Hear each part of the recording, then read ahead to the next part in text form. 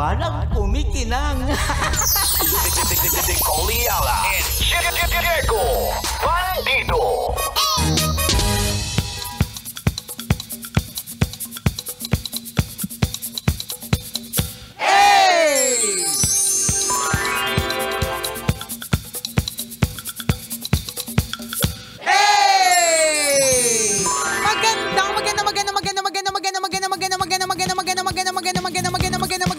Magandang tanghali.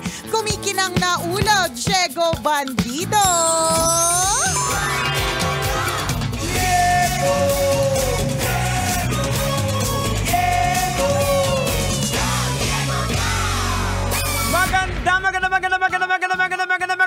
Magandang tanghali. Kumikinang ina. Nicole Ayala. Nicole Ayala.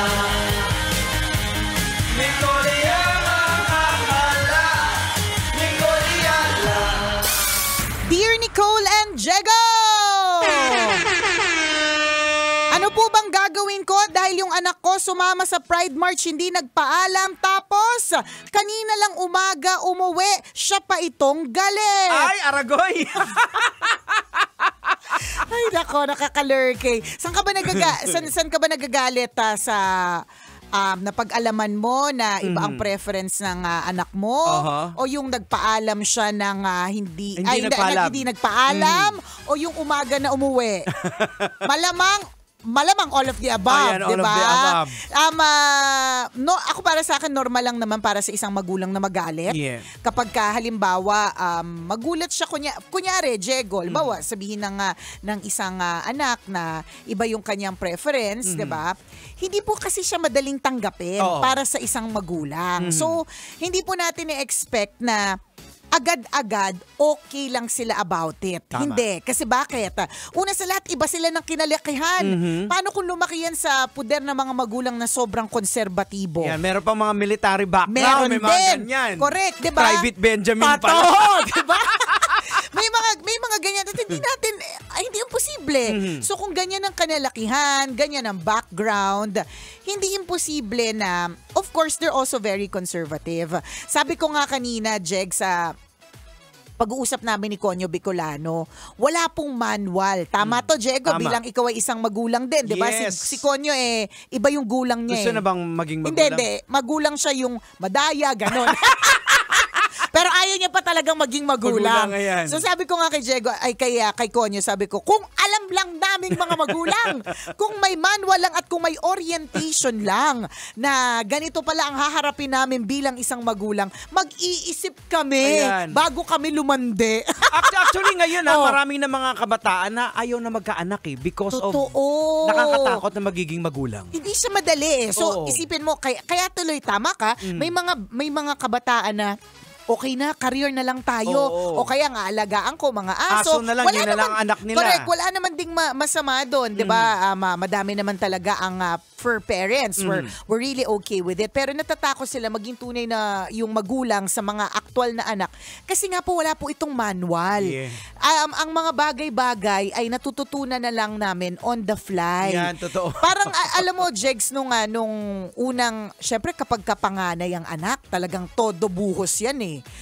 Binuhos talaga namin lahat kay Princess. So, bago ako manganak, ang dami lessons nag-attend ako sa workshop talaga. For mommies. For mommies and daddies. Soon to be mommies and daddies. Tapos yung tamang breathing. Yung basta lahat na tamang pagsuot ng diaper. Mga ganun. As in, attended ko talaga yun every Sunday for like mga more than 2 months. Wow. As in, talagang career. Career yung yung preparation. Ang tanong ni Oliana, yung mga natutunan mo more than 2 months na gamit mo ba? Diba? Hindi. Siguro kung meron man na, in fairness, helpful naman. Like for example, yung breathing, nakatulong. Pero pag nandun ka na dun sa pinakamatinding sakit, parang nakalimutan ko na kung paano yung tamang paghinga. Nagpapalpitate ka. Irregular na yung paghinga mo. Irregular na talaga. Hindi ko na nakukuha yung parang kalmang itinuro, yung mga tamang pagsandal sa mga bolang malalaki. Wala, hindi ko lahat nagamit. Alam mo yun, yung pati yung pagsuot ng diaper, diaper. Kasi syempre, yung pagsuot ng diaper, nung tinuturo siya, syempre yung baby hindi gumagalaw. Manika yun eh. Ano lumabas si Princess? Ano lumabas si Princess? Eh di ang gulo-gulo niya. Eh di hindi ko rin na-practice. So, yung parenting, it doesn't come with a manual. May mga helpful workshops. Totoo naman din. Hindi ko sinasabing hindi siya nakatulong.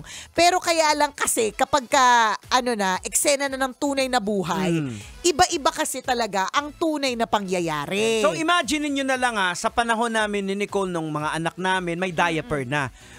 What more dun sa mga nanay at tatay namin na Nung lampin, unang panahon. imagine mo, lalabahan mo Correct. after. Totoo. Ako nga talagang buti na lang talaga, Lord, may diaper kasi po, di ba? At iba-iba pa yan. Hindi pa, may mga iba na kahit na nung araw may lampin, may mga iba na gumagamit pa rin ng cloth. At paniniwala nila yon kasi at least hindi mag-rashes yung mga bata, mga ganyan. Kaya lang ako iniisip ko naman, parang yung oras na gugugulin ko sa paglalaban ng mga yan. So, ibig sabihin, tingnan mo sa diaper pa lang, marami na tayong mga concerns and issues. So, what more yung pag lumalaki na, eto na meron ng preference na iba, nag-attend ng Pride March nang hindi nagpaalam. Ayan. Talagang, wag mo namang isipin na yung magulang mo ay napaka-KJ. Alam niyo pa po bang ibig sabihin ng KJ? Baka Ayan. kasi lumang panahon pa yun. Lumang-luma yun. KJ. What's that, Mom? What's that? What's KJ? Eh di sorry naman kung skibidi na yung gamit yung ligwire tsaka tung sahur, di ba? KJ, Killjoy. Killjoy, Ibig sabihin ng Killjoy, yung parang hindi masaya sa mundo. Ayan, Yan. oo. Parang galit lagi sa lahat ng mga ganap sa buhay. Yan. Oo. Yan ang ibig sabihin ng KJ or Killjoy.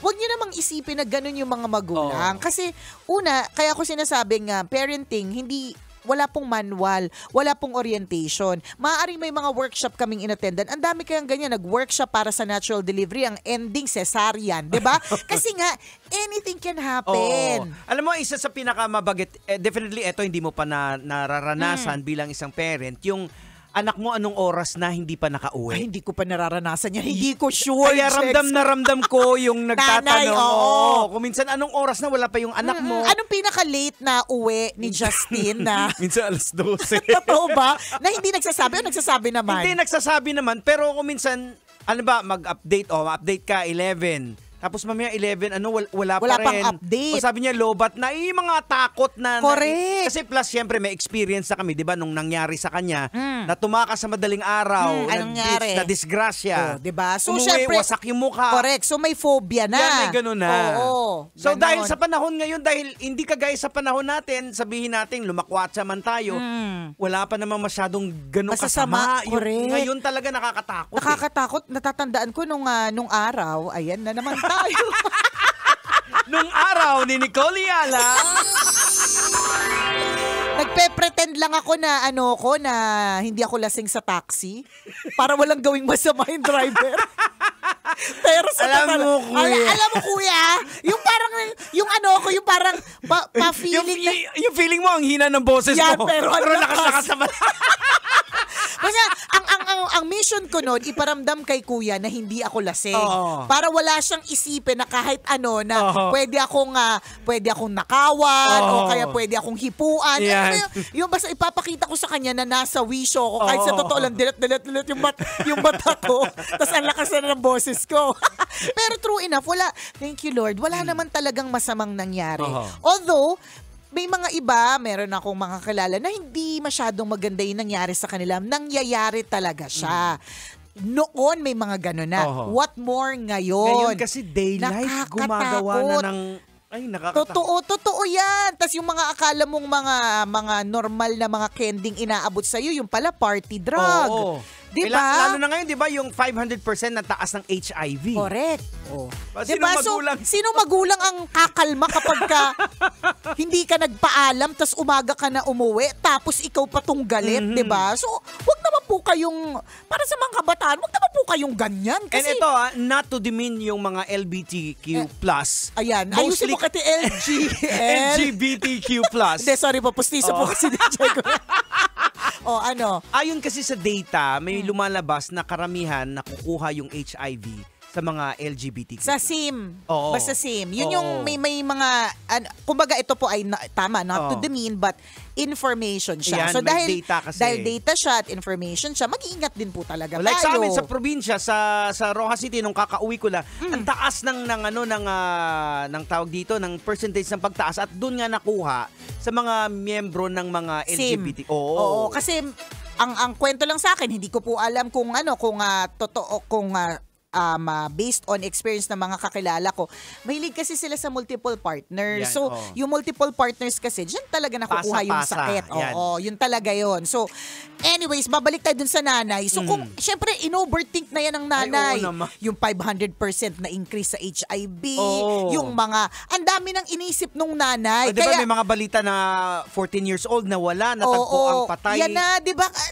Alam mo yung ganon. So kaya hindi mo masisisi yung nanay mo, yung tatay mo kung nakarating ka naman ng safe sa bahay mo, Oo. pero sila yung galit, di ba?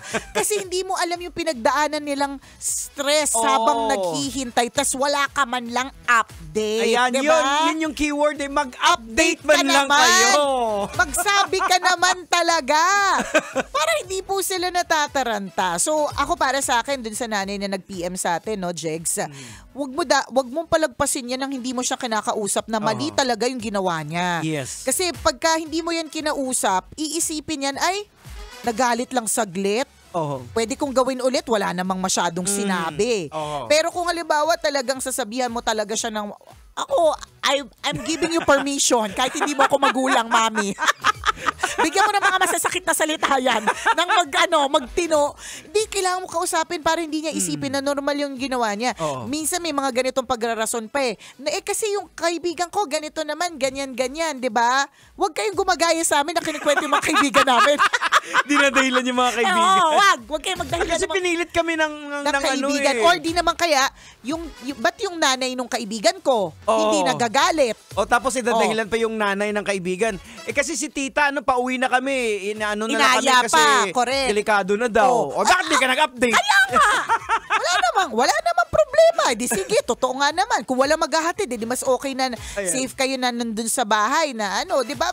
Nagsabi ka ba? Sa panahon namin, nagagamit namin yan yung mga, killer instinct na yan. Oo. Kasi walang means eh. Walang cellphone, Correct. paano ko makapag-update? Oo. Kaya lang Tiwala ngayon, lang yun. Totoo, tiwala lang talaga dati. Parang napalaki ko naman siya na maayos. Sige, Oo. okay lang. Makakarating yan. Tsaka hindi nga kasing sama yung world. Oo. Ang crazy na ng mundo, di ba? Sobra. Sobrang crazy na ng mundo. So, let's be extra sensitive then to our parents. Wag naman din po tayo na parang wala tayong pakialam Yan. na hindi ka na lang magcha-charge or Yan. hindi ka na lang text. Alam mo yun, ang daming ways. Pag yung gusto nila, yung mga trip nila, nagagawa nila ng Correct. paraan. Tas ito- Lalo pag may kailangan sa'yo. Tama, 'di ba? Pero ito, yung ganito, hindi man lang makapagsabi sa magulang, 'di Oo, ba? kahit lobat sila gagamit ng cellphone. Ako to. Oo. Pwede bang pasend ka? Correct, 'di ba? Mga ganyan. Send GCash para maka-load ako, yung mga ganon. Basta magsabi ka naman, mag-update ka. Yan ang pakiusap natin sa mga kabataan. Laging mag-update lang kayo. Yun lang yung hinihiling namin mga magulang. Oo, mag-update kayo. Tsaka umuwi din na maaga. Kung hihiling ako, wag din masyadong late. Diba?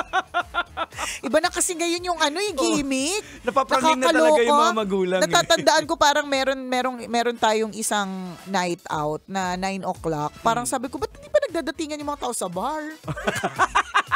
Ano oras pa sila dadating? Yung pala napupuno siya starting 11:30. Sabi ko, lantok na ako.